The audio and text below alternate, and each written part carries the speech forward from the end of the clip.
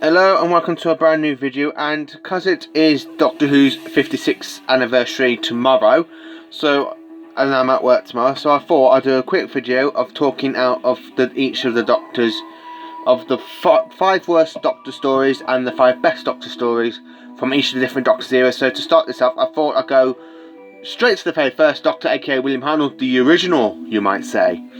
So I'm going to do the 5 best and then the 5 worst stories for William Hartnell. It's not... Every Doctor's got the 5 worst and the 5 best stories. So to start off with William Hartnell, I thought it'd be a bit of a good way to do it, as it is Doctor Who's the big 56th anniversary. We've got 4 years until we hit the 60th anniversary, so I thought to start this off. So in number 5, I have got The Time Middler, and this story is actually from season 2. It is a brilliant story. I love The Time Middler, as we got the meddling monk trying to mess around with history, trying to make things work out for him, and because the Time Lord's interference is you do not interfere in other people's affairs or planets or even in their own history. So the Doctor stops the meddling monk by shrinking his TARDIS to make sure the monk can't travel anywhere to get into to cause any more trouble. The next story I've got in 4th place is a personal favourite, The War Machines. The Doctor actually stands up. He actually shows the very first sign that he won't be intimidated in this story. It's actually a really brilliant scene where he stands up against the War Machines. It is a fantastic story. I love this one, and this is from season 3. In 3rd place, I have put the last Hartnell story as in this story, because it is a very good story. I actually do love the 10th planet, and this story is from season 4. It's the 2nd story in that season, and it's the last story to feature William Hartnell in the role of the Doctor. It's a fantastic role. It's a shame he ended up leaving the role because he fell severely ill. I mean, his last TV appearance was Doctor Who in 1972 and 73 as in The Three Doctors.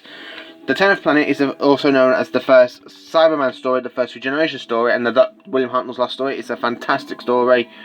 It's really, really good. You can tell William Hartnell enjoys playing the Doctor in this. It's sad he had to go when he did. So the next story I've got is from season 1, and it is number 2, and it is also known as the Aztecs. And this is a brilliant, brilliant story where Barbara is mistaken as a goddess, trying to put things right, and the Doctors have to tell you cannot change history, not one lie. It's a fantastic story from season 1. It's literally the best history. I've actually quite enjoyed this one a lot more than I have done with the past history stories. So in number 1, in my first best place for the most brilliant Doctor Who story of all time, and it's coming up to its 56th anniversary pretty soon on the 21st of December, it will be, and it is the Daleks from the 2nd Doctor Who story from season 1. It's actually the 2nd Doctor Who story of all, and it's the first Dalek story to feature the Daleks. It is a brilliant, brilliant 7-part story.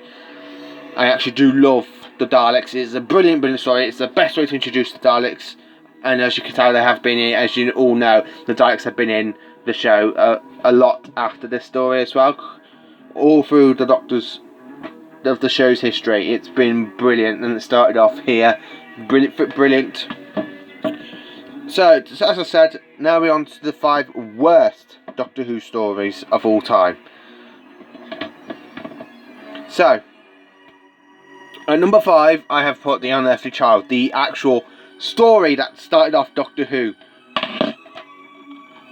The reason this is in number 5, you got part 1 that is brilliant, but episodes 2, 3 and 4 ain't that good. It's actually quite boring. I literally watched this story just for the very first part of the introduction of the first Doctor, his granddaughter Susan and the TARDISes.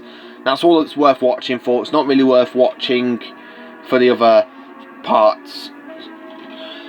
So in number 4 of the worst, I have got Planet of the Giants. This one I've only watched twice, and it's actually the worst one for season 2. It is really, really dull. It's like really, really dull. The TARDIS like shrinks, and they're like really shrunk in someone's back garden.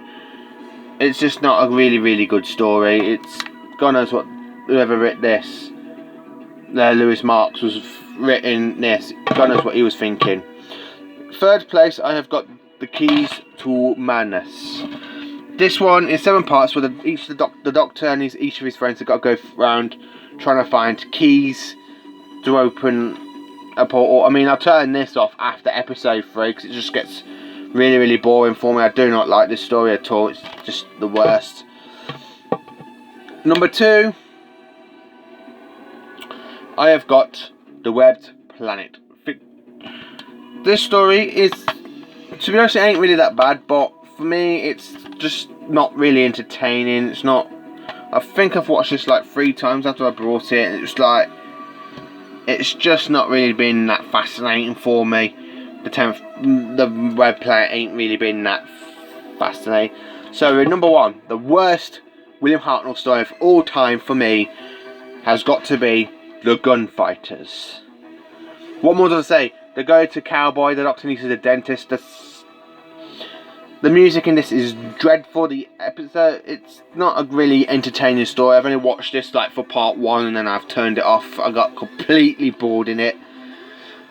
So this is the first and worst episodes of the first Doctor. Stay tuned for the worst and best stories of the second Doctor, Patrick Troughton, which will be uploaded straight after this video. Thank you for watching. Please let me know in the comments what is your worst and best stories of William Hartnell. What stories would you like to watch for William Hartnell? For me, the Daleks is the best Doctor Who story for William Hartnell of all time. Thank you for watching.